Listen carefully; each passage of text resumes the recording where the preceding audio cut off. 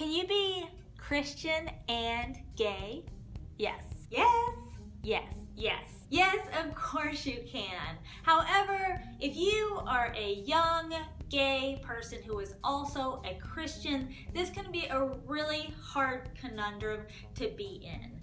You love Jesus, you love people of your same gender. How do you reconcile those things? They can often seem contradictory depending on the church you're going or the people that you're speaking with. In today's Motivational Monday, I speak with Terrace Ewing-Hill. She speaks eloquently about this situation, about her growing up in very conservative Lubbock, Texas, in a very Christian family that wasn't quite sure how to handle a girl who wanted to look more masculine, who was a lesbian, who was put through conversion therapy, and what she did to help her through this process.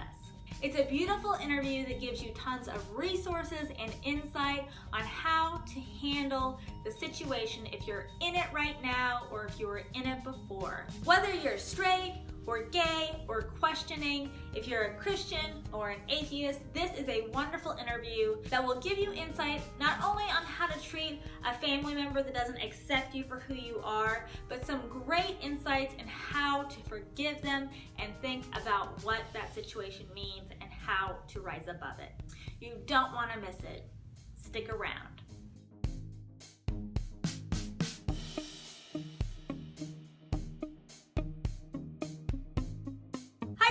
My name is Sky Looking, host of Courageous Creatives, the YouTube channel that elevates you to your highest self using inspiration, education, courage building, and community.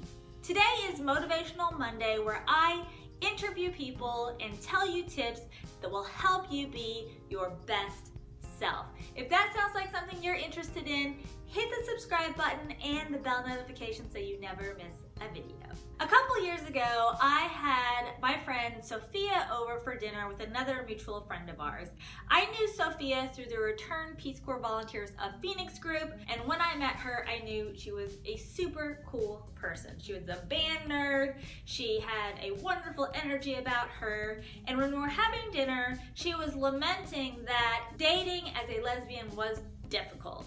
Fast forward a few months, and then I see her on social media with a person that she clearly was fond of. That person was Terrace Hill. Fast forward even more, and Terrace Ewing-Hill and Sophia are now married. The more I spoke with Terrace, the more I knew I wanted to interview her for Courageous Creatives. She is a devout Christian, and she has some wonderful things to say about being a Christian who grew up gay. Be sure to stick around to the end of the interview. She has some amazing resources if you are in that situation where you love Jesus but you're also gay and you're wondering how those things mesh.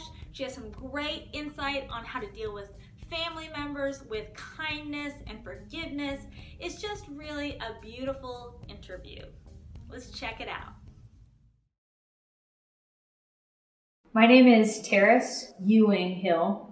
Just changed my name last week, and I am passionate about IPAs and coffee and bicycling and walking around, taking the light rail, people in Phoenix experiencing homelessness, my church, which is downtown and 50% of the congregation is experiencing homelessness, and Jesus and my wife and my dog. I grew up in small town Texas, and it was in the Bible Belt. My family was very active in terms of, like, my parents were at every single event that we had growing up. My dad, growing up, didn't go to church, but my mom was very much a proponent of us going every Sunday and every Wednesday, and she volunteered, and it was a Southern Baptist denomination.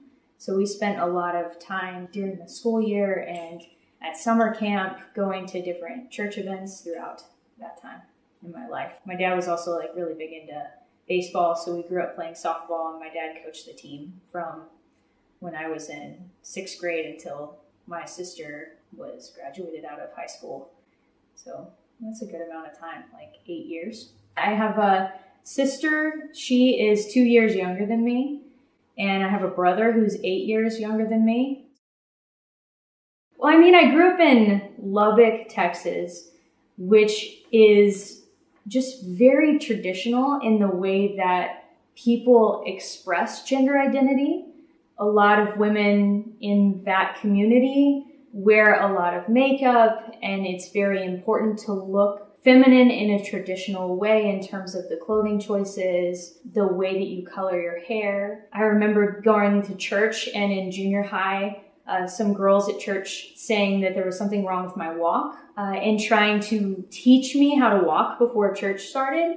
And they would just have me walk up and down the youth room and say, no, like you've got too much hop and it looks too like boyish or something, like, and then just having me try to do it, and they would walk and then just say, do it like we're doing it. So like, there was a lot of struggle with, I wanted to have short hair and go by names that were more androgynous, even though my own name, Terrace, was really androgynous, and just like wanting to be more boyish. I told my mom I wanted to join the Boy Scouts because I enjoyed their activities, but that wasn't necessarily an option. So my mom like made me and sewed me a Boy Scouts jacket that I could wear.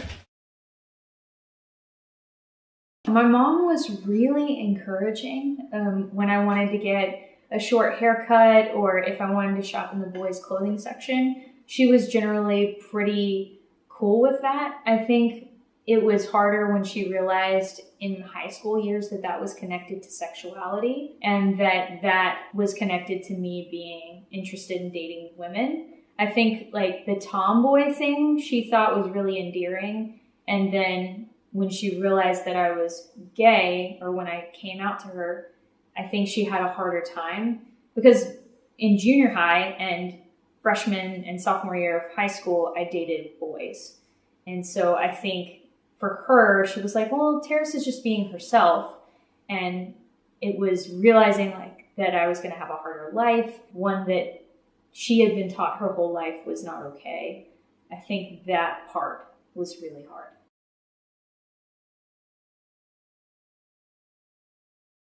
The narrative in the Southern Baptist church that I grew up in was that it was not okay to be gay. And that if you were gay, that meant that there was something wrong with you. And, you know, as an adult, I realized that my mom and the people in my church and my dad were doing the best that they could with the information that they had and the messaging that they were given, which was that this was something that was very harmful to individuals and to society. That being gay is wrong because it causes damage, and that God was trying to protect society from that, and that by carrying that message out, they were doing God's will and doing something good. And so when I came out to my mom and my dad, they sent me to conversion therapy, to a Christian therapist that, you know, would meet with me once a week for a few months and try to get at the root cause of why I was gay and put me in sort of a hypnosis, which I would just pretend and go along with. I would show up every week and say it was going really well, and secretly I was dating a girl and really enjoying that and having my first girlfriend, or real girlfriend, in that experience. For them, like they felt that that was what they were supposed to do. My mom was a follower of Focus on the Family and James Dobson, and growing up we would listen to him on Family Public Radio, and his messaging was always very anti-gay. Even if it sounded loving, the message wasn't necessarily. And I think for my parents, like until the psychologist started saying things like, oh, it's your dad's fault because he was grumpy. And my dad was like, I am not the reason you're gay. Like, I was a good parent and I showed up and I was there for you, and it is not my fault. Like, I was a good dad. Like, just because I was grumpy did not make you gay. And he was like, that's bullshit.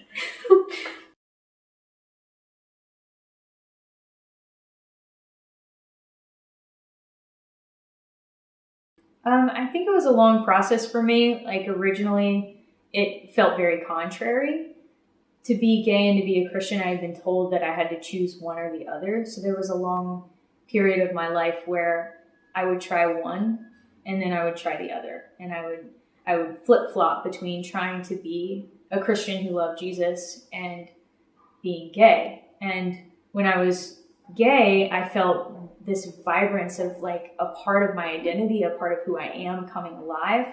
And then at the same time, feeling like there was this huge hole because Jesus was such a huge part of me. And I didn't feel like I could pray or be in relationship with God if I was actively dating someone. And it took about a decade before I finally got to a place where I just had like very honest prayers about, like, you know my heart, and you have been a part of this entire process and struggle. And at some point in time, I just have to be completely honest and hope that God is listening. And that slowly became, over years and years, inside, like being able to accept and love myself where I'm at, and then being able to recognize the vibrance that came with being able to be myself, and that I was actually able to do more good and be a better use to my community and people around me whenever I leaned into like my true self. And what that looks like today is being able to use growing up in that particular culture and feeling like I was different from what society was expecting me to be. You know, I have a heart and a connection to communities that are historically discriminated against, not because I necessarily share their background, but because I share the experience of feeling like an other and an outsider. I think that that's why often LGBT community is interested in being a part of bigger movements. I remember in college in Tucson, whenever SB 1070 came out and they were profiling Latino members of the community and assuming that that meant that they were undocumented, and assuming that that meant it should be legal to just stop and search them, take them in for questioning, and that police should be allowed to do that. It was the LGBT Community Center and other people in the community who often experience their own kinds of discrimination that were in line and were excited to be a part of the protest against that. I think one of the things that harmed me the most is just beating myself up about the process in myself and in my family members, and assuming that I should feel a certain way or feel good in a certain moment, and not just allowing myself to have the experience. That it's okay to doubt, and it's okay to have your questions. It's okay to reach out and contact multiple sources, and just love yourself in the process of where you're at, and know that that's going to change over time. The way I feel about myself now is not how I felt 5 years ago or 10 years ago. And the same for my family members. Like, my parents walked me down the aisle to marry my wife, and my mom cannot wait to have us adopt kids. And the mom that she is now, she would not have like thought in 15 years ago that this is where she would have been. Like 15 years ago, she was heartbroken and devastated and mourning the death of a daughter that she thought she was going to have. And the same with my dad. And they were being the best they could possibly be in that moment. And if you are a kid with parents who are, like mine were, grounding you from being gay, or sending you to conversion therapy, or telling you every day how wrong it is, they absolutely love you, and with all of their heart are doing what they think is best in this moment. And if you can just continue to love them and have those uncomfortable conversations when the opportunity is right, then just give them the time to figure it out for themselves.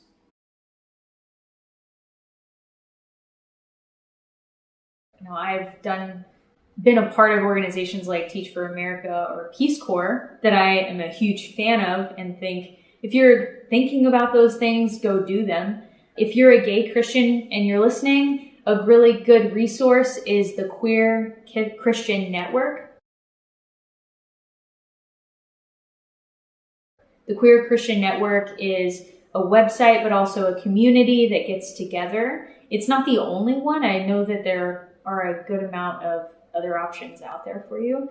But the Queer Christian Network gets together once a year and has a conference annually. Google it, look it up. It's great. Thank you so much, Terrace. You actually don't have to Google it if you don't want to. I have tracked down all of the resources that Terrace mentioned, and they are in the description below. This is actually a condensed interview.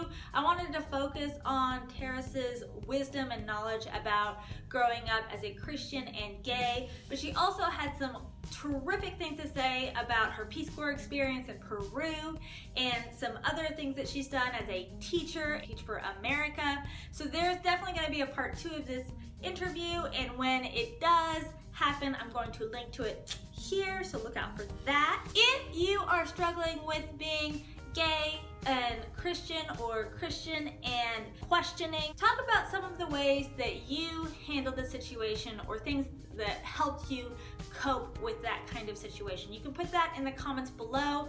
I think that if there are people who are watching this video and they want resources, I would love to get your input, so be sure to share that in the comments below. As always, if you like this video, give it a thumbs up, subscribe for good times, and if you want to see more interviews with people who will motivate you to be your best self, check out some of my Motivational Monday interviews. I have a lot of fun stuff in those.